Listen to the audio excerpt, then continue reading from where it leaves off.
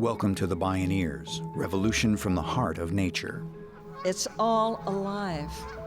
It's all connected. It's all intelligent. It's all relatives. The whole idea of industrial workers being organized, delivering people Social Security, having to sit at a table and argue about whether we can also do health care. That's how the New Deal was pounded out. We see the Green New Deal as a World War II scale mobilization of all the resources of our country, our industrial capacity, our ingenuity, our financial capital, everything, all of the resources of our country to transition to a clean and just energy economy. In this program, we explore a bold solution to the interconnected crises of climate emergency and extreme inequality threatening to topple human civilization as we know it. Is it a remedy that can actually meet the magnitude and urgency of this turning point in the human enterprise? This is the Green New Deal, launching the Great Transformation, with lifelong activist and politician Tom Hayden and Damon Drummer of PolicyLink. I'm your host, Neil Harvey.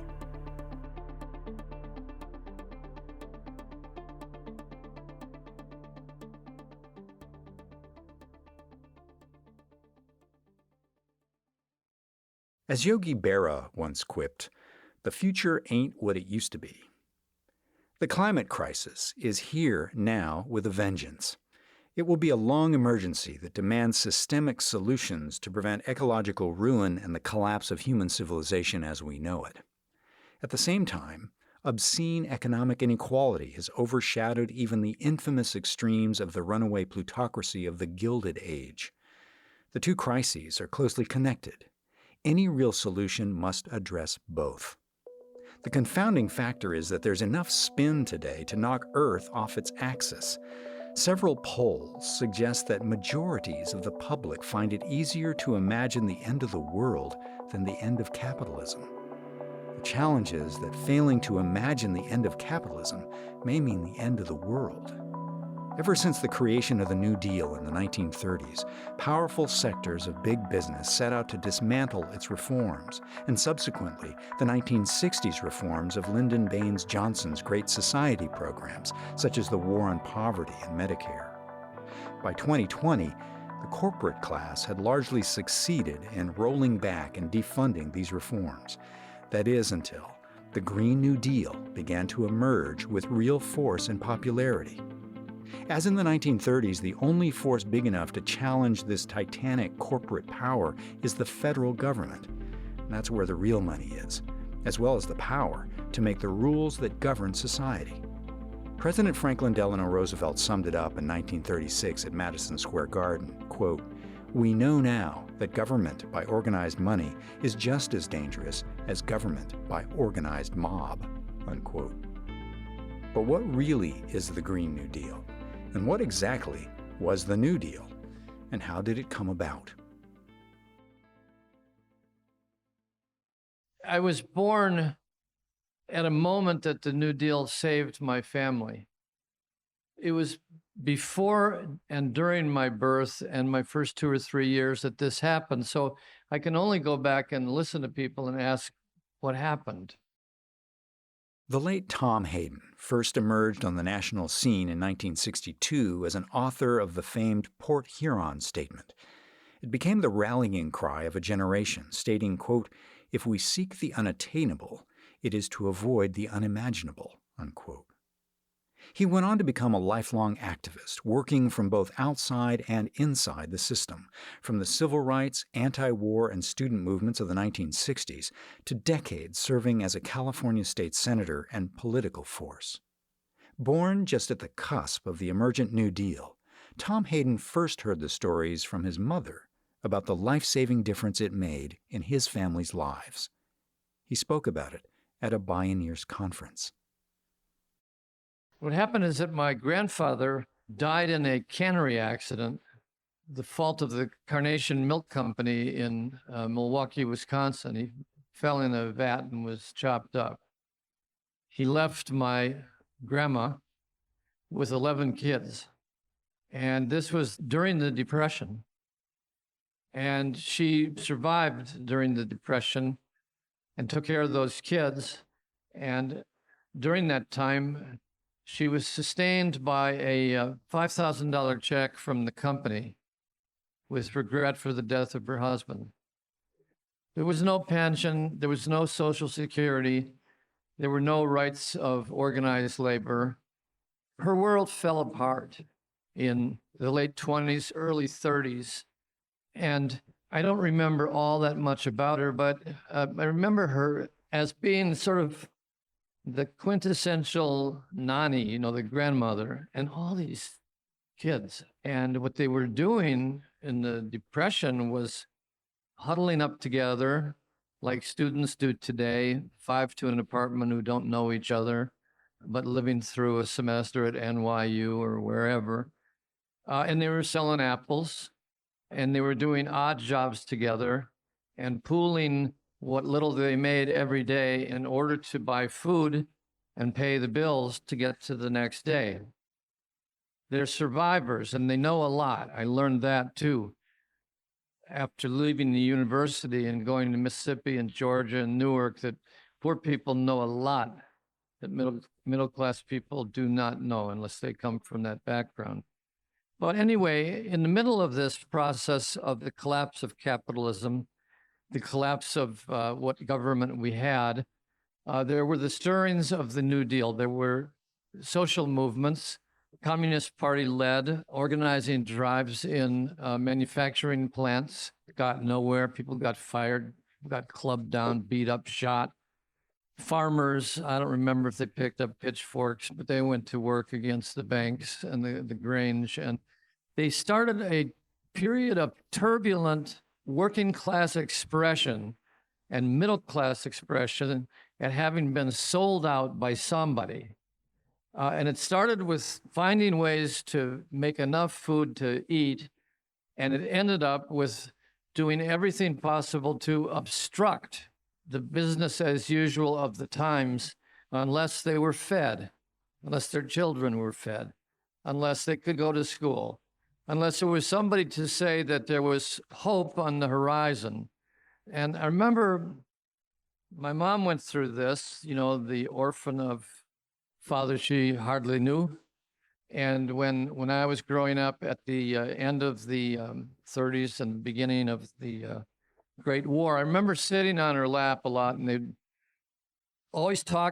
always talk to me about how she loved Roosevelt. And I didn't know who Roosevelt was. I just thought, Roosevelt, that's God.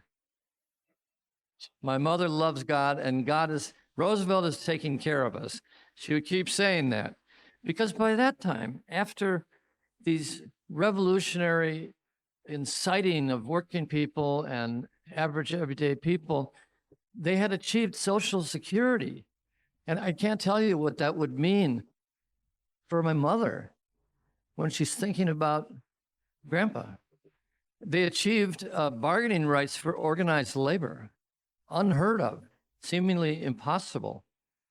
They achieved pensions and all the rest of it. And they had achieved what was known as the New Deal, but at the time it was being built, they did not call it the New Deal.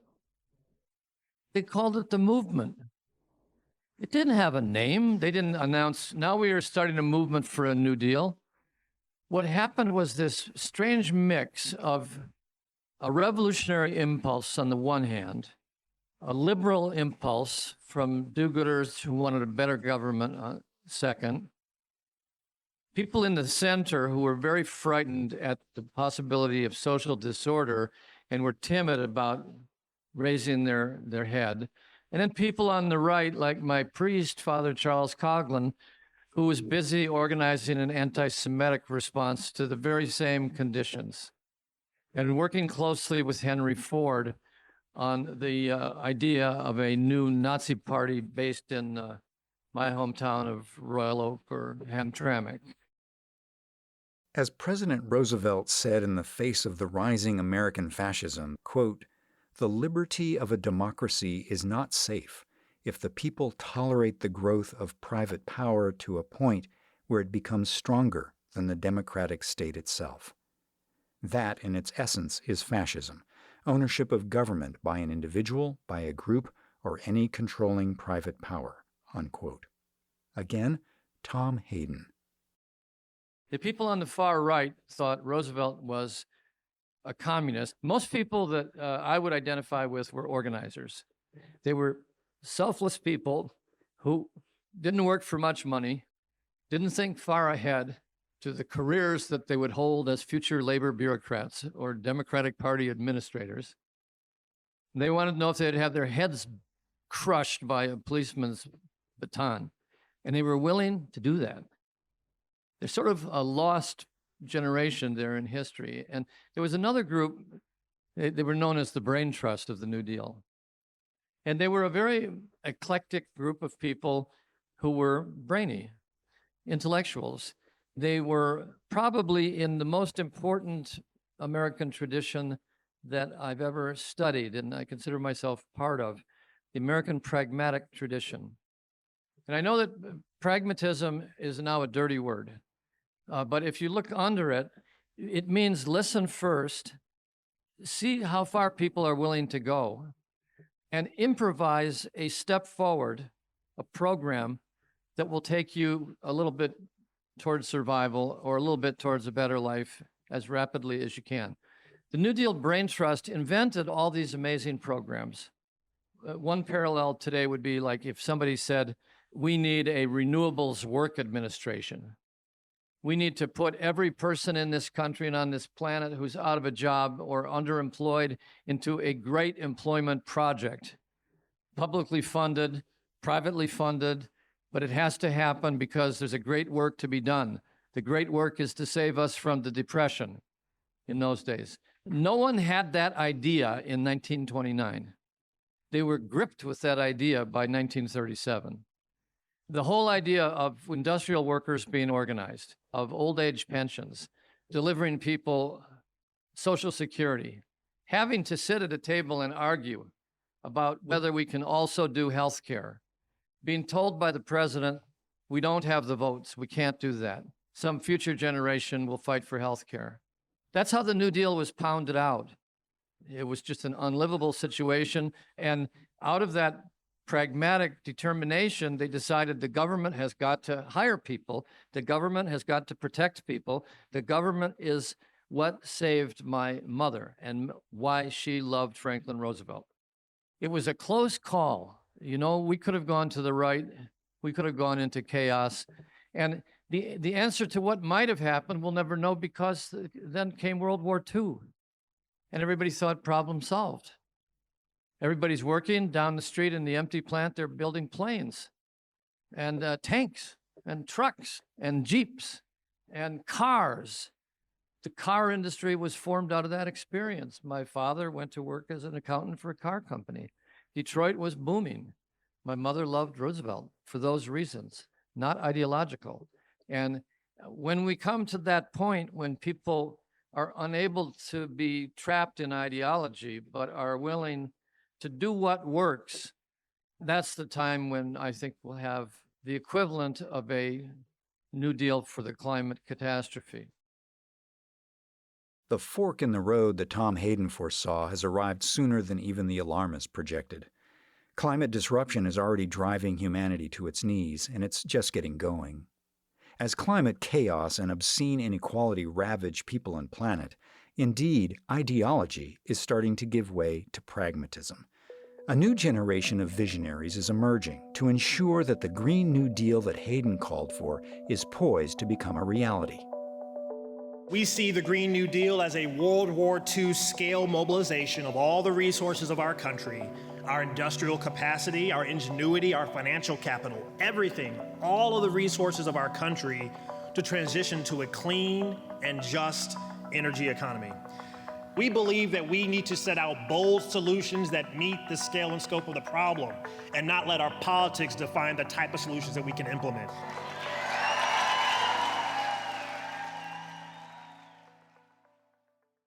Damon Drummer is Managing Director for Equitable Economy at PolicyLink and a fellow at New Consensus, a leading-edge nonprofit policy think and do tank working with diverse partners to develop and promote a Green New Deal.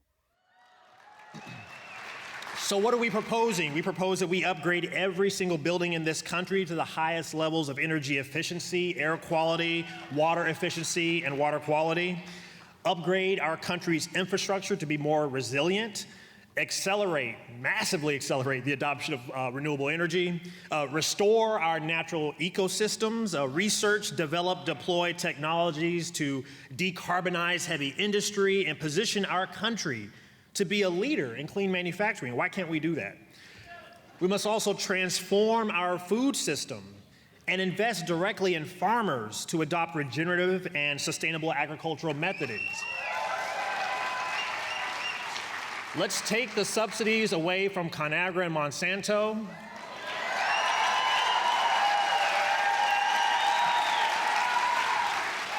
And give that money directly to farmers whose rural areas are being literally gutted with all their wealth. So we have a lot of work to do. The money is there. Don't let anybody fool you.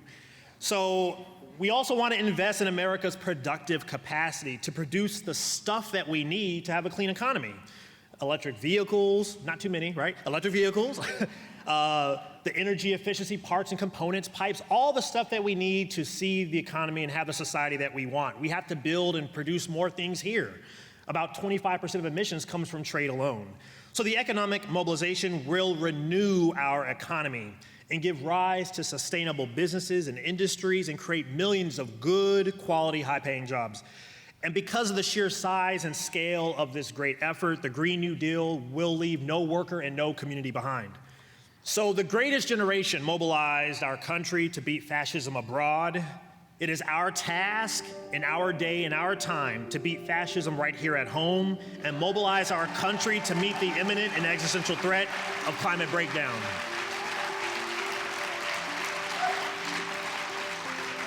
And this is what the Green New Deal is all about. At a deeper level, what's also in question is the very economic paradigm that's driving the destruction. When we return, more on the comprehensive vision of a Green New Deal that Damon Drummer and a broad coalition of allies are working toward. This is the Green New Deal, launching the Great Transformation. I'm Neil Harvey. You're listening to the Bioneers, Revolution from the Heart of Nature.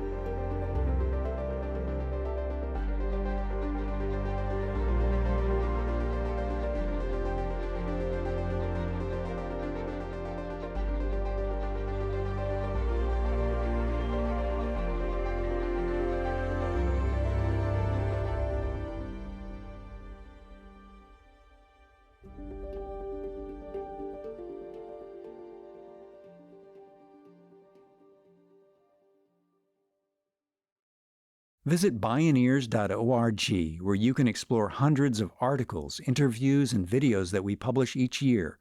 Subscribe to our newsletters and podcasts, and check out deep dives on the topics that matter to you most. You can also learn more about the annual Bioneers Conference at Bioneers.org. When Damon Drummer was executive director at New Consensus, he worked closely with Congresswoman Alexandria Ocasio-Cortez and Senator Ed Markey to draft the original 2018 resolution outlining potential elements of a Green New Deal. Only 14 pages long, it rapidly gained nearly 200 congressional co-sponsors. It was designed to be the beginning of a larger creative process, with the details to be determined along the way. American pragmatism for the 21st century. You have to follow the rabbits down all the rabbit holes. There is no piecemeal way to do this. And we do live in a system, and it took many, many years to get here, and it's going to take some time to get back. And so we have to have a systemic solution. Climate breakdown is a consequence, a symptom of very flawed economic thinking, flawed economic theory, bad economic models that exclude and extract. It's impossible not to tackle all aspects of our society. And by tackle, I mean like really examine, interrogate, and change, right? The policy regime and economic regime that we live in. And what role can the government play? They invented stuff and ways that the government can improve the material lives of people in this country. Regulating banks, labor standards, all of this stuff that did not exist prior, and all within like a few years. And it wasn't one bill. Everybody was like, it's going to be one bill. No, it was like a series of like executive orders and court rulings and, everything, legislation, all of the above. So we believe that the Green New Deal should be at least as comprehensive as that. Everything from decarceration to decarbonization. We have just a few years to right the ship. And there is no way to do that without being bold and visionary and aggressive. Drummer says there's a precedent for what a fast-forward mass mobilization can look like, and how impossible it can look until you do it. When the U.S. entered World War II, the productive capacity of the country simply did not exist to wage war on that scale. The financial capital came from the government, as both purchaser of the end product and as lead investor. A country that could only produce 3,000 airplanes before the war had produced 300,000 by the war's end. In reality, says Drummer, examples abound where massive government resources act as the seed investor to develop new technologies, industries, and products. 80% of the technology in the iPhone was directly developed through government-funded research, not to mention numerous life-saving drugs and vaccines. Big business had no problem with the government's response to the Great Recession of 2008. The Fed printed money to buy out the banks' bad mortgages, and the banks continued evicting millions of people from their houses. And we didn't extract a demand. We didn't say keep the families in the homes. We just bailed out the banks. So we got real creative when it came to bailing out Wall Street. What we're saying is we could be as creative, not just from a fiscal policy standpoint, but from a monetary policy standpoint, right? To bail people out of this climate crisis that we have created, that mostly has been created by corporations that we've allowed to control our society. So money is a tool. Administrative law is a tool. So we believe the federal government has a role, right? By statute, the federal government can override any state. By statute, it's constitutional. Federal government should have a high standard. That's a floor. You cannot go below that floor. Any state can go higher. Done. There's nothing sacred here. We have to really interrogate how we got here and be very clear that from systems of government to money to law and policy, everything is on the table because life itself is in the balance. A non-negotiable goal that Green New Deal proponents have set is to ensure that equity is built into any legislation. Many critics of the original New Deal characterized it as an intrinsically racist program, and even a failure as a model. They point to the fact that, on average, Black Americans received less in terms of benefits than white Americans, which is true. In order to get New Deal programs through Congress, FDR made a deal with the Southern senators whose votes he had to have. However, as the scholar Adolph Reed argues, focusing solely on racial disparities presents an incomplete picture. There's a reason, he says, that so many older Black Americans speak fondly of the New Deal and enthusiastically supported the Roosevelt administration. For example, the Works Progress Administration employed 350,000 African Americans a year, about 15% of its total workforce. The same number were employed by the Civilian Conservation Corps, and there are other examples. Critics often cite the design of the Social Security Act to deliberately leave out Black Americans, which is also accurate. Many targeted job sectors were excluded from the Act, and 2/3 of African American workers were in those categories. Yet, Reed points out of the total 20 million workers excluded from Social Security, 75% were white. In other words, it's complicated. It's about class as well as race, and how financial elites use racial divisions for their fiscal and political benefit. In practice, universal policies such as a living wage and Medicare for all will make a transformative difference in the lives of Black Americans, other people of color, and white Americans as well. As Tom Hayden projected, when ideology gives way to pragmatism, to doing what works, Damon Drummer's comprehensive vision of a Green New Deal puts politics aside to implement the functional solutions that will address the crisis facing us. The Green New Deal is a capacious framework that is designed to address the interlocking systems of oppression that affect us all. Some see this as a weakness, but I argue that the comprehensiveness of the Green New Deal is actually its true strength, because there is no way to truly transition to a zero-carbon economy without interrogating and challenging the logic of an economy that exploits people and extracts from the earth. And what we require in this moment is a new political consensus and a new economic consensus. A consensus that says that we will no longer be duped by the mythic invisible hand of the market. A consensus that recognizes that the public sector has a fundamental role to play in shaping markets, energy markets, financial markets, labor markets, to serve the interests of society. Coalition building is key to successfully crafting legislation that avoids perpetuating systemic inequalities. A diversity of voices is brimming with creative solutions on how to make that happen. So the Green New Deal is a movement of movements. It will be brought forth and sustained by an enduring alignment of our youth who are leading the way and know that we all deserve clean air, clean water, and good food.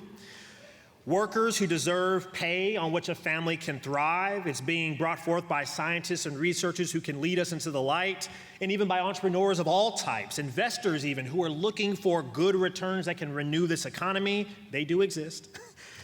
Grassroots leaders and organizations who continue to lead change, mobilizations, moonshots, movements. That's the story of our country. That's the story of America.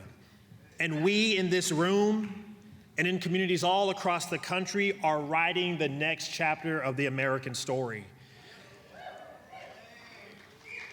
There is a direct correlation between wages that can't sustain a family and an economy that can't sustain human life on this planet.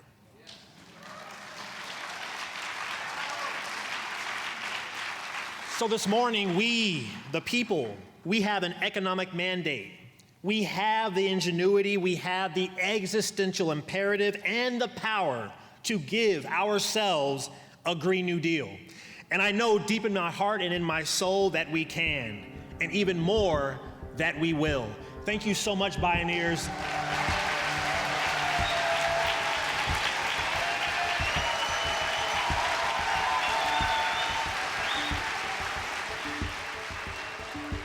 Damon Drummer and Tom Hayden, The Green New Deal, Launching the Great Transformation.